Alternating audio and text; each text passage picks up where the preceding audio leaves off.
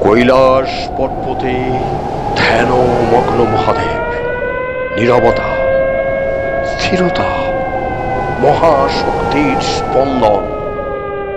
কিন্তু আজ আজ সেই নীরবতা ভাঙতে চলেছে এক অদ্ভুত ঘটনার মাধ্যমে।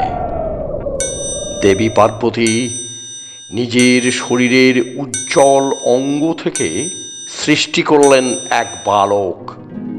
বালকের প্রতি মায়ের আদেশ, আমি না বলা পর্যন্ত কাউকে ভিতরে ঢুকতে দেবে না।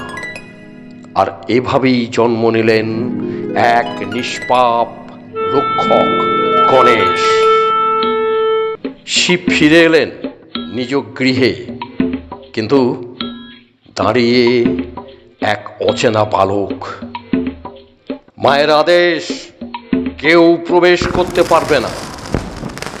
গম্ভীর কণ্ঠে মহাদেব বলেন, তুমি জানো আমি কে? পরিস্থিতি দ্রুত উত্তপ্ত হয়ে উঠল। দেবতারা এলেন, কিন্তু সেই বালকের সাহস অপরাজেয়। সে রুখে দিল সকলকে। মহাদেবের ধৈর্যের বাঁধ ভেঙে গেল। হঠাৎ ত্রিশূল আকাশে ঝলসে উঠল। এক মুহূর্ত, এক প্রহর, আর সেই বালকের মস্তক ছিন্ন হয়ে পড়ল মাটিতে।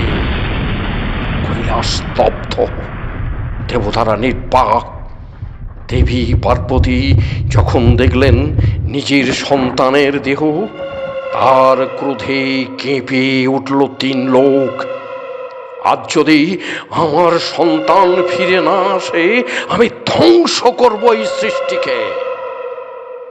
শিব বুঝলেন নিজের ভুল।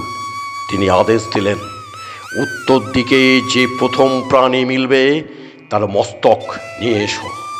আর সে ছিল এক হাতি। মহাদেব নিজ হাতে স্থাপন করলেন সেই মস্তক।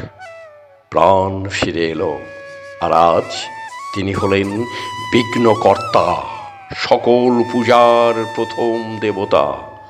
মহাদেব আশীর্বাদ করলেন, তুমি হবে সকল দেবতার পূর্বে পূজিত।